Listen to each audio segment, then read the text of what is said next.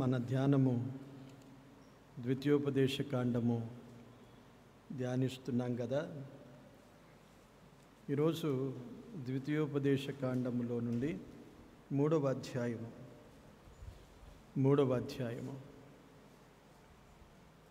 22వ వచనాన్ని చదువుతాను.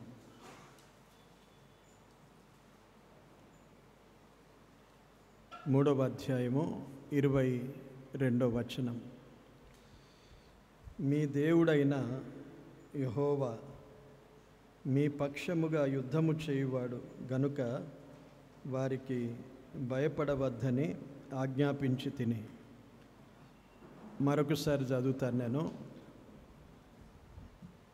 మీ దేవుడైన యెహోవా మీ పక్షముగా యుద్ధము చేయువాడు గనుక వారికి భయపడవద్దని ఆజ్ఞాపించి తిని.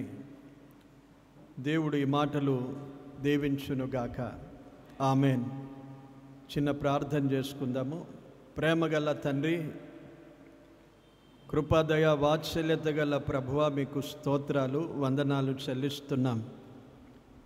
ఇంతవరకు ప్రతి విషయంలో మీ కాపుదల, మీ నడిపింపును మాకు అనుగ్రహించినందుకు స్తోత్రాలు ప్రభువా.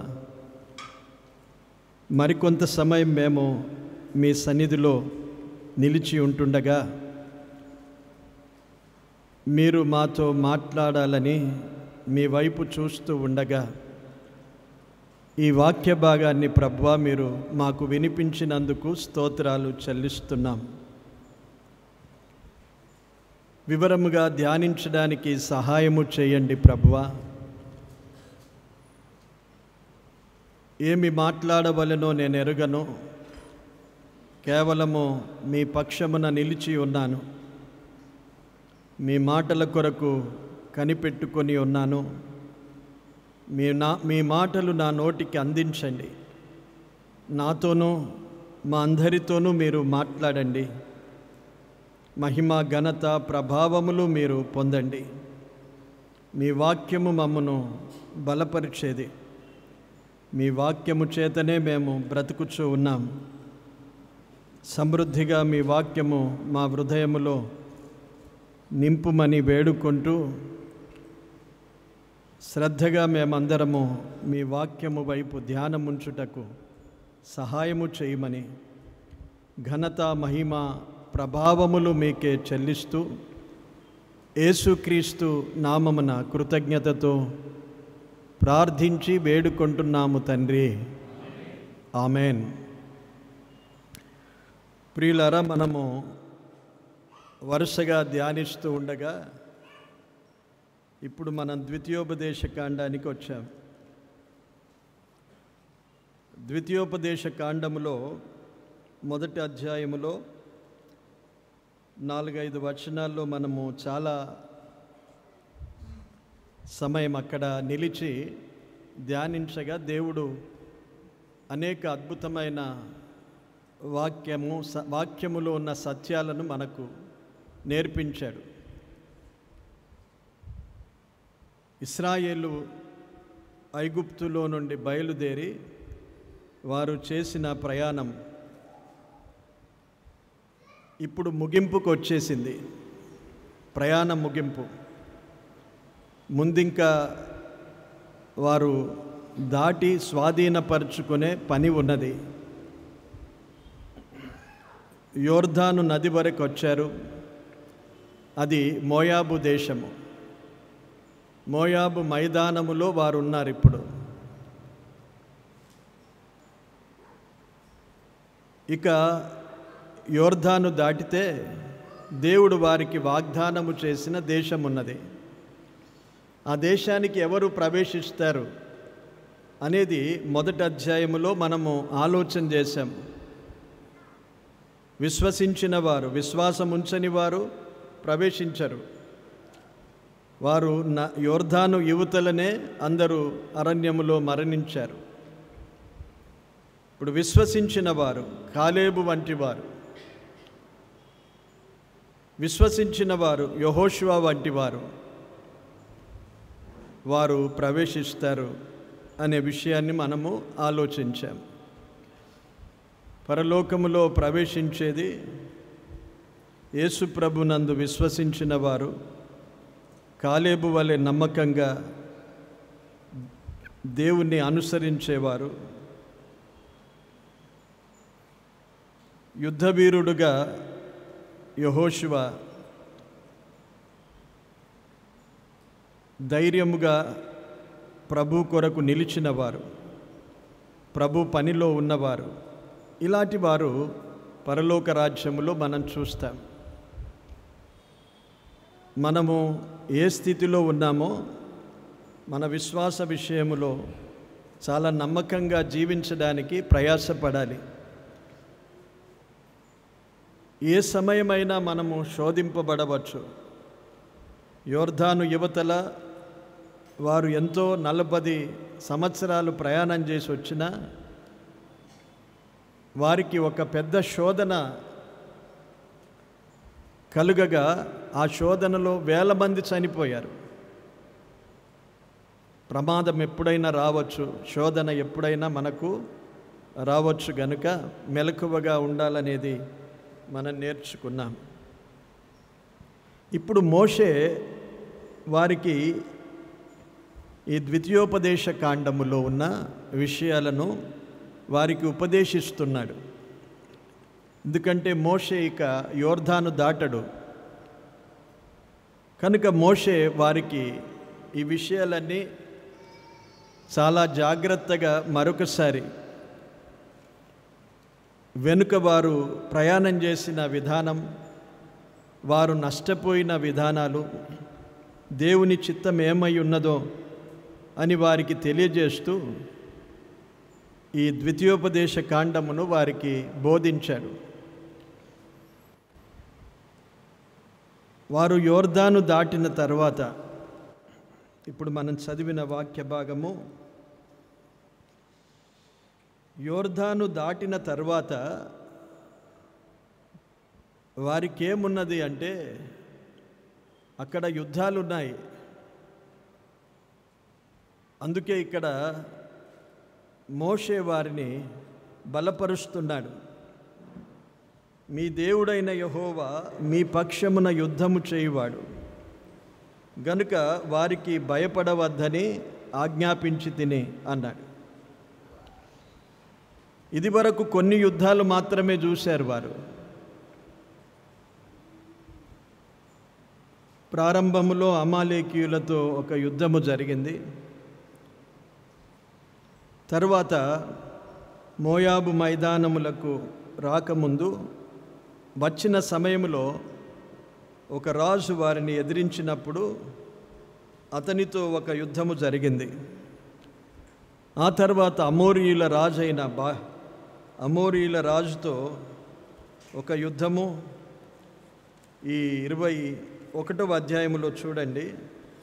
అమోరీయుల రాజైన సీహోను, బాషాను రాజైన ఓగు, వీరిద్దరితో యుద్ధము జరగగా వీరు ఇశ్రాయేలీయులు విజయము సాధించారు. ఈ యుద్ధాలలో వారు ఓడిపోలేదు. ఈ యుద్ధాలలో వారు విజయము సాధించారు. విజయానికి కారణం వారి పక్షమున యెహోవాయే యుద్ధము జరిగించాడు. అది మోషే ఎరుగును గనుక ఇశ్రాయేలు ప్రజలు ఇప్పుడు దాటిన తర్వాత వారు ఆ భూభాగాన్ని అంతా స్వాధీనపరచుకోవాలి అంటే ఊరికే వారు ఇస్తారా? అక్కడ ఆల్రెడీ నివసిస్తున్నారు కొందరు. కనానీయులు నివసిస్తున్నారు. 7 జాతుల ప్రజలు అక్కడ నివసిస్తున్నారు.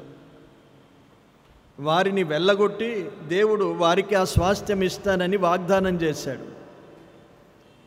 ఇప్పుడు యోర్దాను వరకు నడిపించాడు. యోర్దాను దాటి ఆ భూభాగమునంతా వారు స్వాధీనపరచుకోవాలి. ఇంతవరకు జరిగిన ప్రయాణము ఒక విధంగా ఉంటే ఇప్పుడు ముందున్న స్థితి చాలా వేరుగా ఉన్నది. ముందు వారికి యుద్ధాలున్నాయి. అక్కడున్న రాజులను వారు వెళ్ళగొట్టాలి. వారితో యుద్ధమా? ఊరికే వెళ్ళిపోరు కదా, వెళ్ళిపోతారా? మేము వచ్చినాము, మా దేవుడు మాకు ఈ భూభాగాన్ని ఇస్తాడు, వాగ్దానం చేశాడు కనుక మీరు అందరు వెళ్ళిపోండి అంటే వెళ్ళిపోతారా? వెళ్ళిపోరు. దేవుడు వారిని వెళ్ళగొడతాడు. వీరికి వాగ్దానం చేశాడు కనుక తప్పకుండా ఆ దేశాన్ని వారికి ఇస్తాడు. అయితే యుద్ధాలు జరుగుతాయి. యుద్ధాలు జరిగినప్పుడు ఏం చేయాలి? వీరు యుద్ధములో నిలవాలి. యుద్ధములో నిలవాలి కానీ యుద్ధము యెహోవాయే వీరి పక్షమున జరిగిస్తాడు. అది వారి యుద్ధాలు జరిపే విధానాలు. లేకపోతే వీరు ఎంత చిన్న గుంపు వీరిది, 6 లక్షల మంది కాలు బలము కలిగిన వారు. ఆయుధాలు లేవు, యుద్ధ నేర్పు లేదు, ఎక్కడ నేర్చుకోలేదు కదా. వారు ప్రయాణికులుగా 40 సంవత్సరాలు అరణ్యములో ప్రయాణం చేశారు. వారికి ట్రైనింగ్ లేదు, యుద్ధ నేర్పు లేదు, శత్రువులను ఎదిరించి జయించే నేర్పు వారికి లేదు. కానీ దేవుడు వారి మధ్య ఉండి వారి పక్షమున దేవుడే యుద్ధము చేసి జయించాడు. దేవుని ప్రజలకు అనగా ఇశ్రాయేలు ప్రజలకు ఎప్పుడూ దేవుని యొక్క అనుగ్రహం, వారి పక్షమున దేవుడే యుద్ధములు చేసేవాడు. ఆ తర్వాత కూడా రాజుల కాలములో కూడా మనం చూస్తే, న్యాయాధిపతుల కాలములో కూడా చూస్తే నాయకుడు నిలిచి యుద్ధానికి వెళ్ళేవాడే కానీ యుద్ధము యెహోవాదే. యెహోవా దేవుడే వారికి యుద్ధాలను జయించేవాడు. అది ఇశ్రాయేలు ప్రజలకు మోషే జ్ఞాపకం చేస్తూ, మీ పక్షమున యెహోవా యుద్ధము చేయువాడై ఉన్నాడు. లేకపోతే వీరు తమ బలము చేత, తమ బాహుబలము చేత, తమకున్న నేర్పును బట్టి, తమకున్న జ్ఞానమును బట్టి మేము జయిస్తున్నాము అనుకోకుండా మోషే వారికి తెలియజేసేది ఏంటంటే, యెహోవా మీ పక్షమున యుద్ధము చేయువాడు. కనుక మీరు ఆ దేశానికి వెళ్ళిన తర్వాత భయపడొద్దు. ఎటువంటి వారైనా దేవుని వాగ్దానం ఉన్నది వారికి. పైగా దేవుడు వారి పక్షాన యుద్ధము చేసేవాడు. కనుక మీరు ఇక భయపడకుండా ఆ భూమిని, ఆ భూభాగాన్ని అంతా మీరు స్వాధీనం చేసుకోవాలి అని మోషే వారిని బలపరుస్తున్నాడు, హెచ్చరిస్తున్నాడు. మోషేకు దేవుని ప్రజల మీద చాలా ప్రేమ ఉన్నది. మనం చాలాసార్లు నేను చెబుతున్నప్పుడు జ్ఞాపకం చేశాను. తిరుగుబాటు చేసిన వారైనా, మోషేను చంపాలని ప్రయత్నించిన మోషేకు ఈ ప్రజల మీద ఎంత ప్రేమ కలిగినవాడు, ఎంత ఆలోచన కలిగినవాడు. ఆ దేశంలో వారు ఎలాగూ ప్రవేశించి ఎలాగూ భూభాగాన్ని స్వాధీనపరుచుకుంటారో అనే చింత కలిగిన వాడై వారిని బలపరుస్తున్నాడు. మీ పక్షమున యెహోవాయే యుద్ధము చేయువాడు. అలాగే జరిగింది. మోషే చనిపోతాడు. మోషే చనిపోయిన తర్వాత వారు చాలా కాలం అక్కడే దుఃఖ దినములు ముగిసే వరకు ఆ యోర్దాను యువతలే వారు ఉండి చాలా బలహీనపడిపోతారు. మోషే చాలా బలమైన నాయకుడు. 40 సంవత్సరాలు వారిని అరణ్యములో ఎన్ని పరిస్థితుల గుండా వారిని నడిపించాడు. ఐగుప్తులో నుండి, బలమైన ఫరో చేతిలో నుండి విడుదల చేశాడు. ఇవన్నీ ఎరిగిన ప్రజలు మోషే లేకపోవడంతో చాలా బలహీనపడిపోయి ఏడుస్తూ ఉండిపోయారు. కానీ దేవుడు మోషే ఉన్నప్పుడే యెహోషువ యొక్క నాయకత్వాన్ని చూపించాడు. యెహోషువ వారికి నాయకుడిగా ఉండి వారిని నడిపించడానికి దేవుడు ఆజ్ఞాపించాడు. వారు యెహోషువ నాయకత్వములో ఇక ముందుకు సాగిపోతారు. ఈ ఉపదేశం అంతా అయిపోయిన తర్వాత మోషే ఒక కొండ మీదకి వెళ్ళి అక్కడే ప్రభు అతన్ని పిలుచుకుంటాడు. మోషే యొక్క శరీరము కూడా ఎవరికి దొరకదు. అది దేవదూతలు ఎక్కడో మోషే శరీరాన్ని పాతిపెట్టుంటారు కనుక ఏ మనుష్యునికి కూడా అది దొరకలేదు. దానిని దేవుడు మరుగుగా ఉంచాడు. ఇశ్రాయేలు ప్రజలకు మోషే ఒక దేవుడుగా కనిపించాడు. ఒకవేళ సమాధి దొరికితే సమాధిని పూజించేవారేమో, సమాధులను పూజించేవారు ఉంటారు. క్రైస్తవులు కూడా సమాధులను చాలా ఏం చేస్తామంటే చాలా విలువగా ఎంచుతాం. వాటిని గౌరవిస్తానులేండి, అందులో ఏముండదు, మంటికి మన్ను, బూడిదకు బూడిద అయిపోతుంది. అయినా ఒక విలువ, ఒక గౌరవంతో మనము సమాధిని చాలా జాగ్రత్తగా కాపాడుకుంటాము, చూస్తాము, గౌరవిస్తాము. అలాగూ మోషే సమాధి ఒకవేళ వారికి దొరికినట్లయితే వారు మోషేనే పూజించేవారు. మరొక విగ్రహాన్ని వారు మోషేను విగ్రహముగా చేసుకునేవారేమో. విగ్రహాలు చేసుకునే అలవాటు వారికి ఉన్నది కనుక అది జరగకుండా దేవుడు మోషే యొక్క సమాధి మరుగుగా ఉంచాడు.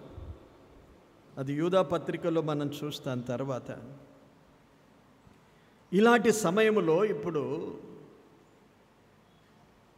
యుద్ధములతో మనకేమి పని అనుకుంటాం మనం కదా. వారికి యుద్ధాలు ఉన్నాయి, వారి పక్షమున యెహోవా యుద్ధము చేయువాడు. మనకు ఏంటి సంబంధము? మనకు యుద్ధాలు ఉన్నాయా? ఉంటే మరి ఎవరితో యుద్ధం ఉన్నది అనే విషయాలను మన ఆత్మీయ జీవితానికి మనం ఆలోచన చేద్దాం. ఈరోజు కూడా దేవుడు తన ప్రజల పక్షమున యుద్ధము చేయువాడే. దేవుడు ఎప్పుడు కూడా తన ప్రజల పక్షమున ఉండేవాడు. ఇశ్రాయేలు ప్రజలు తప్పు చేసినా ఒప్పు చేసినా వారిని శిక్షిస్తూనే గద్దిస్తూనే వారి పక్షానే ఉన్నాడు, కానీ శత్రువు పక్షాన ఎప్పుడు వెళ్ళలేదు. కనుక దేవుడు యెహోవా మన పక్షమున ఉన్నాడు అనే గొప్ప ఆదరణ వారికి ఇస్తున్నాడు. ఈరోజు మనలను గురించి మనం ఆలోచిస్తే ఇంతవరకు జరిగిన ప్రయాణము ఒక ఎత్తు అయితే, ఇక ముందున్న ప్రయాణము మరొక మలుపు తిరుగుతుంది. విశ్వాస జీవితములో మన ప్రయాణములో ఎన్నో మలుపులు తిరుగుతాయి. రక్షింపబడిన తర్వాత విశ్వాసములో మనము ఎదుగుతూ ముందుకు సాగిపోయిన వారముగా ఉండాలి.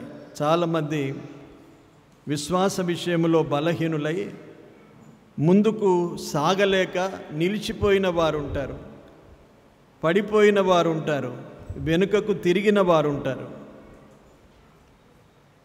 అరణ్యములో రాలిపోయినట్లుగా అనేకులు రాలిపోయిన వారుగా ఉంటారు. కానీ విశ్వాస జీవితంలో ఎప్పుడు వెనుకకు తిరగకూడదు. వెనుకకు తిరిగే వారి గురించి ఒక వచనాన్ని మనము ఎబ్రీయులకు రాసిన పత్రికలో చదువుకుందాం. ఎబ్రీయులకు రాసిన పత్రిక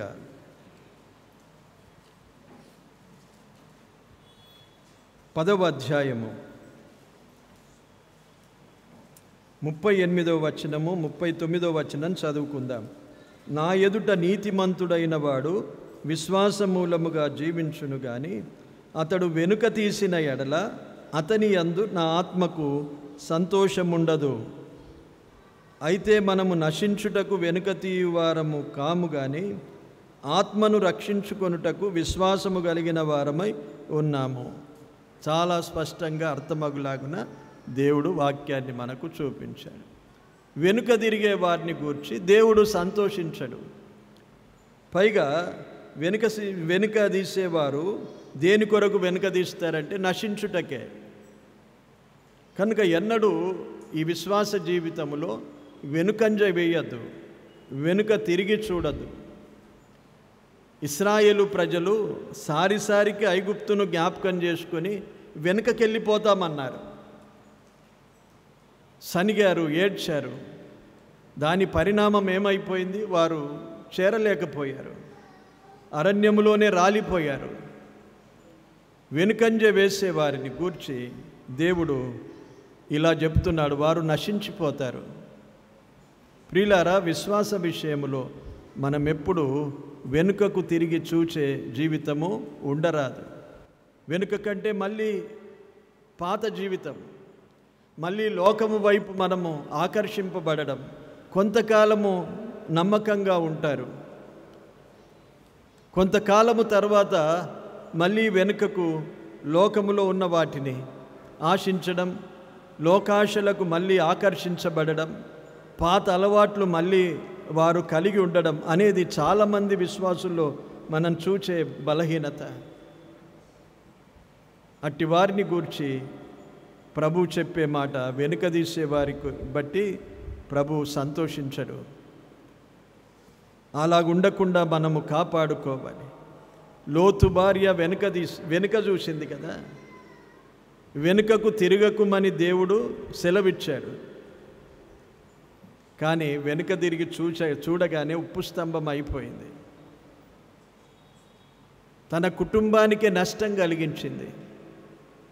ఆమె ఉప్పు స్తంభమై అక్కడ నిలిచిపోవటం ద్వారా లోతు తన కుమార్తెలు ఆ గుహలో నివసించి దేవునికి విరోధంగా పాపం చేసిన వారై తమ సంతానమే లేకుండా నశించిపోయింది. లోతు సంతానము శపించబడిన సంతానము. కనుక అలాంటి గొప్ప ప్రమాదం ఉన్నది. మన కుటుంబంలో మనము ఏ ఒక్కరము వెనుకదీసినా కుటుంబానికి నష్టం కలుగుతుందండి. లోతు భార్య ఒక్కటి వెనుకదీసింది, ఉప్పు స్తంభం అయిపోయింది. ఆమెకే నష్టం కలగలేదు, లోతు పిల్లలకు కూడా నష్టం అయిపోయింది. చరిత్రలోనే వారి పేరు మారిపోయింది, శపించబడిన వారు. వెనుకదీయుట చాలా ప్రమాదకరం. కనుక దేవుడు వీరికి చాలాసార్లు హెచ్చరిస్తూ సారిసారికి హెచ్చరిస్తాడు, సారిసారికి వీరిని హెచ్చరిస్తాడు. వీరు ముందుకు సాగిపోవాలి. ఇప్పుడు మోషే నాయకత్వము లేదు, ఇప్పుడు యెహోషువ నాయకత్వములో వారు సాగిపోవాలి. అందుకే మోషే వారికి ముందే అన్నీ తెలియజేసి వారిని బలపరుస్తున్నాడు. నాయకత్వము ఎవరిదైనా నడిపించేవాడు మాత్రము దేవుడే. నాయకత్వము ఎవరిదైనా వారి పక్షమున యుద్ధము చేయువాడు యెహోవాయే. ఇట్స్ నాట్ మోషే యుద్ధాలు చేసి జయించినాడు అనడానికి లేదు, యెహోషువ యుద్ధాలు చేసి జయించాడు అనడానికి లేదు. వారు యుద్ధం చేశారు, వారు యుద్ధ భూమిలో ఉన్నారు. కానీ వారి పక్షమున యుద్ధము చేసి వారికి విజయాన్ని ఇచ్చినవాడు దేవుడే. అది ఇశ్రాయేలు ప్రజలు మరవకుండా ఉండాలి. ఈరోజు మన జీవితాల్లో ఏంటి రిలేషన్ ఇది? మనకు యుద్ధాలు ఉన్నాయా? ఉంటే ఎలాంటి యుద్ధాలు ఉన్నాయి? ఆ యుద్ధాలలో ఎలా మనము పోరాడాలి, పోరాడి ఎలా జయించాలి అనే విషయాలను మనము ఆలోచన చేద్దాం. యోబు గ్రంథము 7వ అధ్యాయములో నరుల కాలము భూమి మీద యుద్ధకాలము వంటిది అన్నాడు. యోబు గ్రంథము 7వ అధ్యాయము 1వ వచనం చదవండి ఎవరైనా తీస్తే. భూమి మీద నరుల కాలము యుద్ధకాలము వంటిది అన్నాడు. నరుల కాలమే యుద్ధకాలము వంటిది. మనమైతే దేవుని ప్రజలం, మనకు కూడా యుద్ధాలు ఉన్నాయి. మనకు కలిగే యుద్ధాలు ఎలాంటివో యాకోబు పత్రిక 4వ అధ్యాయము మొదటి వచనం అక్కడ చదువుదాం.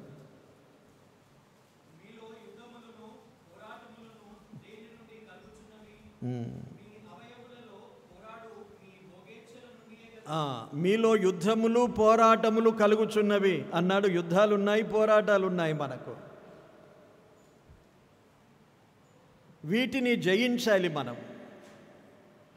వారు భూభాగములను స్వాధీనపరచుకోవడానికి అక్కడున్న రాజులను కానీ ప్రజలను కానీ జయించి అది వారు స్వాధీనపరచుకోవాలని దేవుడు వారికి సెలవిచ్చాడు. ఇప్పుడు మనకు కలిగే యుద్ధాలను మనము జయించాలి, మనకు కలిగే పోరాటములను మనము జయించాలి. జయించడానికి యెహోవా మన పక్షమున యుద్ధము చేసేవాడుగా ఉంటాడు. మనకు ఆధారం ఏంటి? దేవుడే మన పక్షమున ఉంటాడు. రోమీయులకు రాసిన పత్రికలో 8వ అధ్యాయం చూడండి.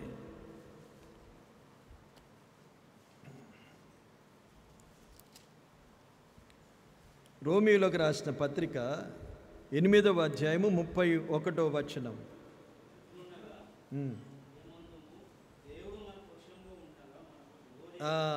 ఇట్లుండగా దేవుడు మన పక్షమున ఉండగా మనకు విరోధి ఎవడు అన్నాడు. మనకున్న ఆదరణ చూడండి, దేవుడు మన పక్షమున ఉన్నాడు.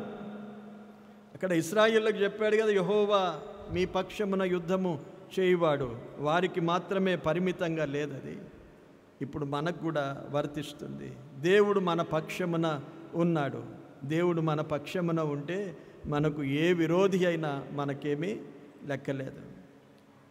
ఎవడు విరోధంగా ఉన్నా దేవుడు మన పక్షమున ఉన్నాడు కనుక చాలు. కనుక మనము విజయము కూడా 37వ వచనములో చూడండి.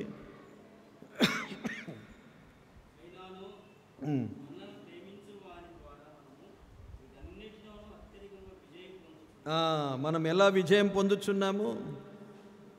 వీటన్నిటిలో అత్యధికమైన విజయము పొందుచున్నాము. ఎందుకంటే మనలను ప్రేమించేవాడు ఆయన ద్వారా మనము విజయాన్ని పొందుతున్నాము. మనము విజయము సాధించేది మన ప్రభువైన యేసుక్రీస్తు ద్వారానే. ఈ గొప్ప ఆదరణ దేవుడు మనకిచ్చాడు కనుక మనలో జరిగే యుద్ధాలు ఉన్నాయి, మనలో జరిగే పోరాటాలు ఉన్నాయి. మనలో పోరాటాలు ఏంటి అంటే ఆత్మకు విరోధంగా శరీరము పోరాడుతుంది. అది పేతురు రాసిన పత్రికలో ఉన్నది. ఆత్మకు విరోధంగా శరీరము పోరాడేది. ఎప్పుడైనా పోరాటం జరుగుతుందా చెప్పండి మీలో? జరిగినట్లుగా అనిపించిందా ఎప్పుడైనా? ఆత్మకు విరోధంగా శరీరము పోరాడుతుంది. ఆత్మ ఒక విషయాన్ని దైవికంగా ఆ విషయాలకు నిలిచుంటే శరీరము వాటిని ఎదిరిస్తూ శరీరము పోరాడుతుంది.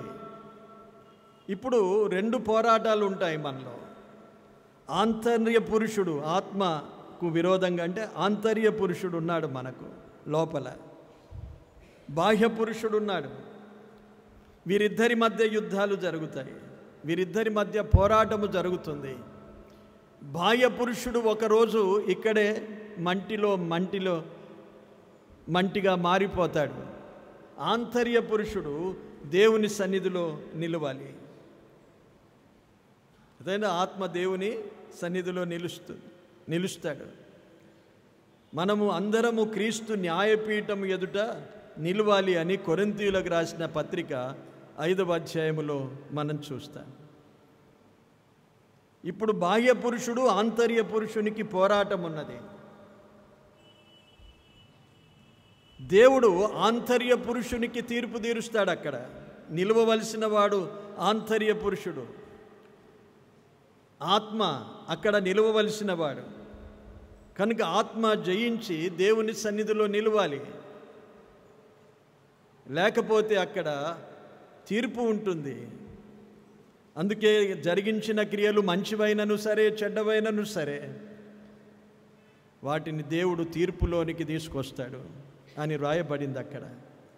కనుక ఇప్పుడు శరీరమును మనము జయించాలి. ఇది మంటిలో మన్నుగా మారిపోయేది కనుక ఎంతైనా దానికేమీ తొందర లేదు. నేను ఒకరోజు ఎలాగైనా మంటిలో కలిసిపోతాను, దానికేం భయం లేదు. ఆత్మకు భయం ఉంటుంది. నేను దేవుని సన్నిధిలో నిలవాలి కనుక ఆత్మ పోరాడుతూ శరీరముతో పోరాడుతున్నప్పుడు యెహోవా మన పక్షమున యుద్ధము చేయువాడు, భయపడకుడి అన్నాడు. ఆత్మయందు బలము పొందాలి. మనం ఆత్మయందు తీవ్రత కలిగి ఉండాలి. ఇవన్నీ ఎందుకు రాశాడండి? ఆత్మీయ జీవితంలో తీవ్రత, బలము, ఎదుగుదల, ఉత్సాహము. ఆత్మను ఆర్పకుడి, ఈ మాటలు ఎందుకు రాశాడంటే ఆత్మను మనం బలపరుచుకోవాలి, శరీరమును మనము నలగగొట్టుకోవాలి. అందుకే అపోస్తలుడైన పౌలు ఏమన్నాడంటే, దినదినము నేను శరీరమును నలగగొట్టుకొనుచున్నాను. ఎప్పుడు అవసరమైతే అప్పుడు దాన్ని నలగొడితే దాని బలమంతా ఉంటుందా? పోతుంది కదా, పోతుంది. ఏదైనా కోరిక శరీరం మనకు కావాలనని పోరాటం చేసింది అనుకోనండి, కొన్ని అలవాట్లు ఉంటాయి, మనము వాటిని మార్చుకోలేకపోతాం. అది పోరాటం. జయిస్తున్నావా? పోన్లే ఏమవుతుంది అనుకొని ఓడిపోతే, అలవాటుకు గురైపోతే, అలాగే అలవాటులో మనము జీవిస్తూ ఉంటే శరీరమునకు విజయాన్ని ఇచ్చినట్లే మనము ఓడిపోయినట్లే. చాలామంది విశ్వాసులు నమ్మిన తర్వాత కూడా దురలవాట్లను మార్చుకోలేకపోతారు. ఆ పోరాటములో, శరీరము ఆత్మ పోరాటములో ఆత్మ ఓడిపోయి శరీరము జయించిన సందర్భాలు ఎన్నో ఉంటాయి. ఆలోచన చెయ్యండి. దేవుడు ఒకరోజు ఇవన్నీ తీర్పులోనికి తీసుకొస్తాడు. కనుక విశ్వాస జీవితంలో మనము మన శరీరాన్ని నలగగొట్టుకునే ప్రయత్నం చేయాలి. ఎలా నలగొట్టుకోగలుగుతాను చెప్పండి? అంటే సుత్తితోని కొడతామా, కాల్చుకుంటామా, బాధేసుకుంటామా శరీరాన్ని? ప్రార్థన. మనకున్న ఆయుధం ఏంటి? ప్రార్థన. శరీరాన్ని నలగొట్టుకునే ఆయుధము ప్రార్థనే. మన ప్రార్థన మనము చేయుచున్నప్పుడు యెహోవా మన పక్షమున యుద్ధము చేస్తూ ఉంటాడు. ఎవరికి చెప్తాం మనం ఇప్పుడు? ప్రభువా, నా శరీరం ఇలా కోరుతూ ఉన్నది, తాగాలనిపిస్తున్నది, మద్యం తాగాలనిపిస్తున్నది, తంబాకు తినాలనిపిస్తున్నది, ఆకులు తినాలనిపిస్తున్నది, అవమానకరమైనవి చేయాలనిపిస్తున్నది, మానుకోవడం లేదు. సరే పర్వాలేదు తింటాననుకొని అలాగే కొనసాగేవారు ఉంటే నష్టపోతారు. ప్రార్థనతో జయించాలి. నీవు ప్రార్థిస్తున్నప్పుడు ఏమని ప్రార్థిస్తావు చెప్పండి? దేవా నాకు సహాయం చేయమంటావు కదా. మనకున్న అలవాట్లను మనము మానుకోవడానికి, శరీరము ఏ విషయములో మనలను బాధిస్తుందో ఆ విషయములో మనము దేవునికి ప్రార్థించినప్పుడు దేవుడు మన పక్షమున యుద్ధము చేయువాడై ఉన్నాడు. శరీరాన్ని నలగొట్టే పని ప్రభు చేస్తాడు. ఆత్మకు విజయాన్ని సాధించి మనము విజయోత్సవముగా జీవించడానికి దేవుడు కృప చూపుతాడు. యుద్ధము యెహోవాదే. నేను మానుకోలేకపోవచ్చు నేను, కానీ ఎప్పుడైనా ప్రార్థన చేస్తామా? దేవా ఇది మానిపించు, నీలో పశ్చాత్తాపం లేకుండా ఇదే ఉండని ప్రభువా, నేను బలహీనురాలను, మానుకోలేకపోతున్నాను, క్షమించు ప్రభువా, ఇదే కొనసాగిస్తాను అనే ప్రార్థనలు, ఓడిపోయిన ప్రార్థనలు దేవుడు వినడవి. తప్పకుండా నీకు దానికి తగిన పరిణామం, శిక్ష ఉంటుంది దేవుని సన్నిధిలో.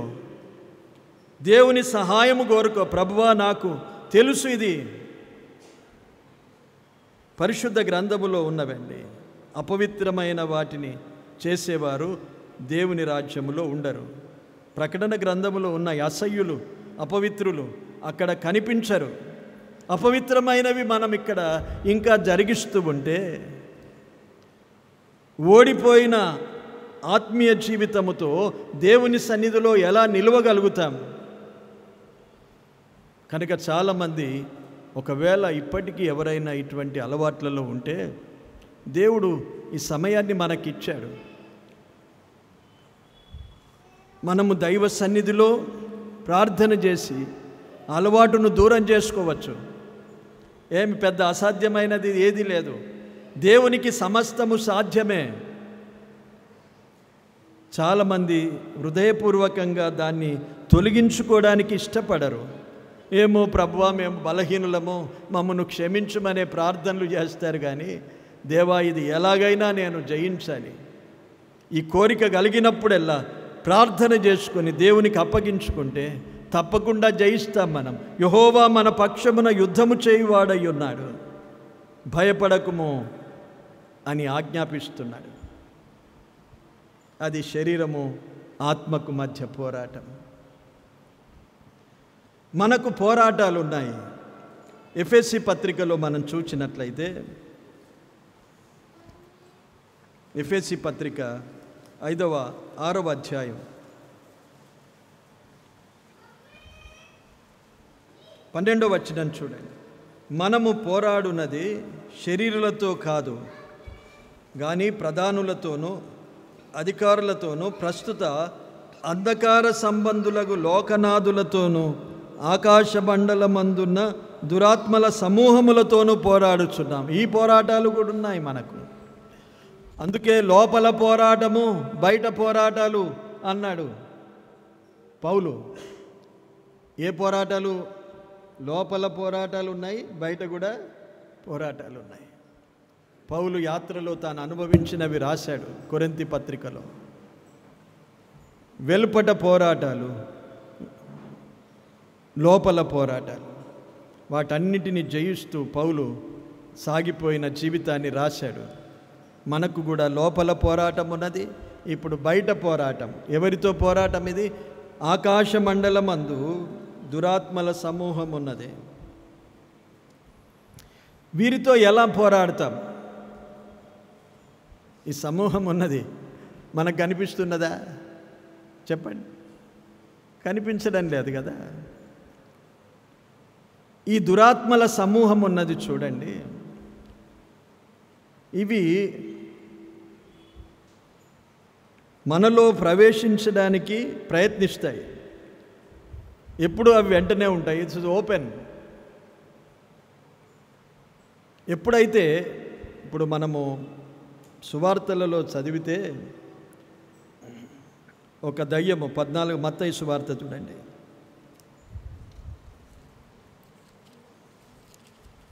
14వ అధ్యాయము 43వ వచనం. అపవిత్రాత్మ ఒక మనుషుని వదిలిపోయిన తర్వాత అది విశ్రాంతి వెదకుచు నీరు లేని చోట్ల తిరుగుచుండును. విశ్రాంతి దొరకనందున నేను వదిలి వచ్చిన నా ఇంటికి తిరిగి వెళ్ళుదును అనుకొని వచ్చి ఆ ఇంట ఎవరునూ లేక అది ఊడ్చి అమర్చి ఉండుట చూచి వెళ్ళి తనకంటే చెడ్డవైన మరి 7 దయ్యములను వెంటబెట్టుకొని వచ్చును. అవి దానిలో ప్రవేశించి అక్కడనే కాపురముండును. అందుచేత ఆ మనుషుని కడపటి స్థితి మొదటి స్థితి కంటే చెడ్డదగును. అలాగే ఈ దుష్టతనము వారికి సంభవించును అనెను. ఇక్కడ ఒక అపవిత్రాత్మ వెళ్ళిపోయిన తర్వాత అది ఎక్కడ తిరుగుతుందట? విశ్రాంతి ఎక్కడ? విశ్రాంతి వెదుకుచు నీరు లేని చోట్ల తిరుగుచుండును. నీరున్న చోట దానికి విశ్రాంతి దొరకదు. ఇప్పుడు మనలో అపవిత్రాత్మ అంటే అపవిత్రమైనవన్నీ దేవుడు తొలగించేశాడు. మనము ఒక నూతనమైన సృష్టిగా ఉన్నాం. ఈ అపవిత్రాత్మ వెళ్ళిపోయింది మనలో నుండి. అంటే అపవిత్రాత్మ అంటే దయ్యములాగా ఊగడం, తిరగడం, పడడం కాదు. అపవిత్రాత్మ యొక్క ప్రభావముతో మనం చేసే దుష్టక్రియలన్నీ దేవుడు తొలగించాడు. ఒక్కొక్క అపవిత్రాత్మ ఒక్కొక్క విధానంగా ప్రేరేపిస్తుంది మనలను. ఇలాంటి అపవిత్రాత్మ వెళ్ళిపోయిన తర్వాత అది ఎక్కడ తిరుగుతుందట? ఎక్కడికో పోదు, నీళ్లు లేని చోట తిరుగుతూ ఉండును అని రాయబడింది. దీని భావం ఏంటండి? నీళ్లు లేని చోట. నీళ్లుంటే దానికి విశ్రాంతి ఉండదు. అక్కడ నీళ్లుంటే దానిలో ప్రవేశించలేదు. నీరు దేవుని వాక్యానికి సూచన.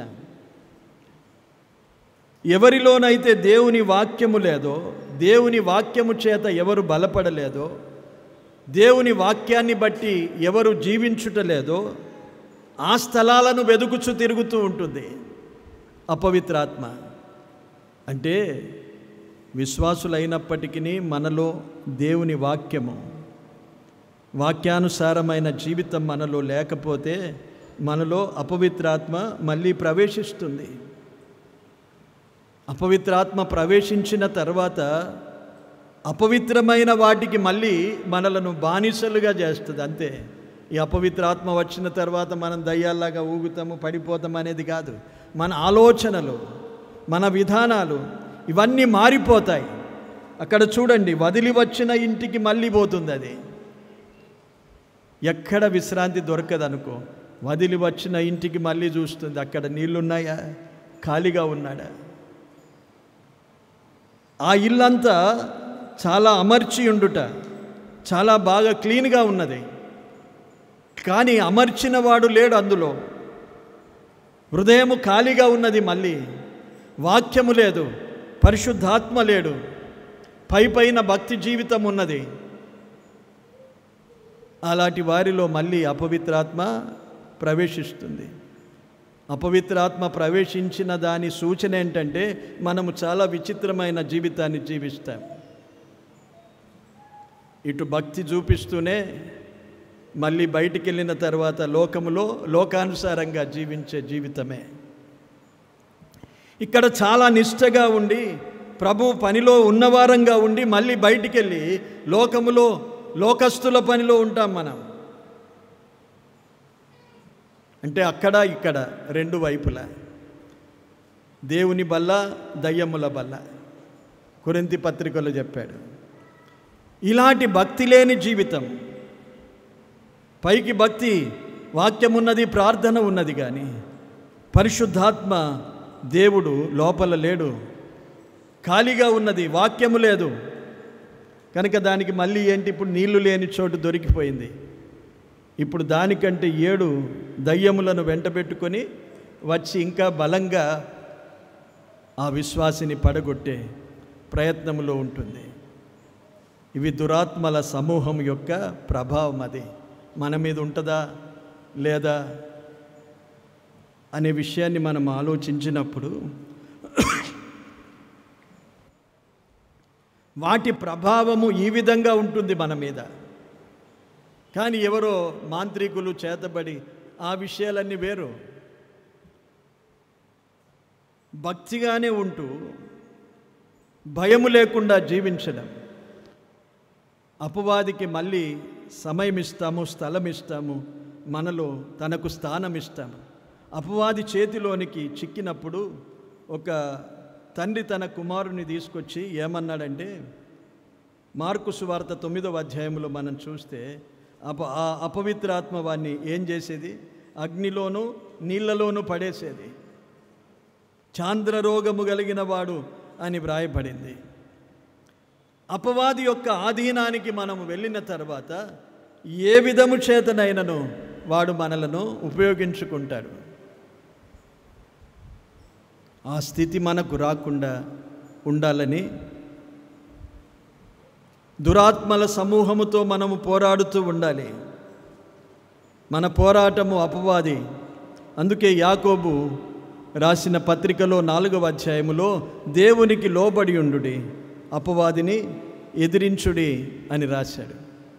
దేవునికి లోబడి అపవాదిని ఎదిరించాలి. మనం అపవాది తంత్రములను ఎదిరించాలి. ఎదిరించిన మనకు మన పక్షమున యుద్ధము చేసేవాడు యెహోవాయే. మన పక్షమున ఉన్నవాడు మన ప్రభువు. ఆయన మన పక్షమున ఉండగా మనకు విరోధి ఎవడు? అర్థమవుతుందండి? ఖాళీగానే అర్థమవుతుందా నేను చెప్పేది? కొంత గమనించాలి. ఎందుకంటే మన విశ్వాస జీవితాన్ని మనం కాపాడుకోవాలి. యుద్ధాలు ఉన్నాయి, మనకు పోరాటాలు ఉన్నాయి. ఓడిపోవద్దు. మన పక్షమున యుద్ధము చేసేవాడు మనతో ఉన్నాడు. మనము నిలవాలి, పోరాడాలి, జయించాలి.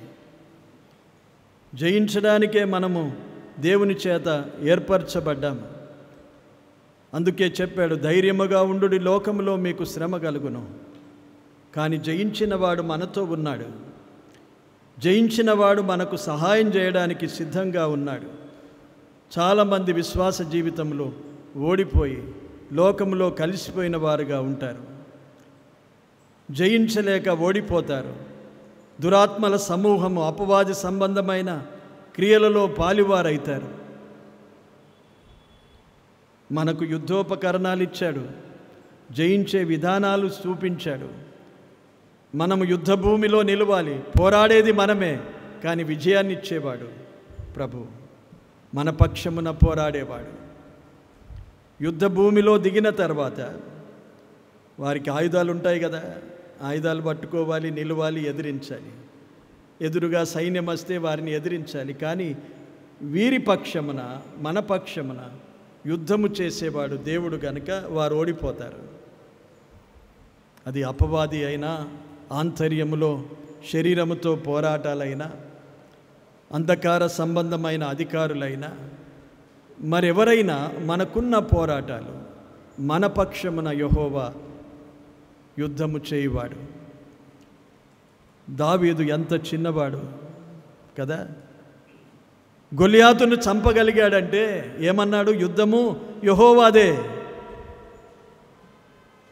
యెహోవాయ యుద్ధము చేయువాడన్నాడు. కనుక ఆయుధాలు ఏం అవసరం? సౌలు యొక్క ఆయుధాలు తనకు పనికి రాలేదు. దావీదు చిన్నవాడైన గొలియాతును జయించగలిగాడు అంటే యుద్ధము యెహోవాదే, వారి పక్షమున యుద్ధమాడినవాడు ప్రభువే. ఈ రోజుల్లో ఈ విషయాన్ని మనం చాలా జాగ్రత్తగా ఆలోచించాలి. ఓడిపోయిన జీవితాలు పనికిరావు దేవునికి. జయ జీవితాలే దేవుడు ఆశిస్తాడు. ఏ విషయంలో ఓడిపోతున్నామా, దేవుని సన్నిధిలో ప్రార్థించేది నేర్చుకోవాలి. మనము, దేవా నేను ఓడిపోకుండా నన్ను బలపరచు, నా పక్షమున యుద్ధము చేయువాడవు నీవే అనే ప్రార్థన చేయండి. దేవుడు మనకు తప్పకుండా విజయాన్ని మన జీవితంలో ఇస్తాడు. ముందుకు సాగిపోదాం. దేవుడు ఈ మాటలు దీవించునుగాక.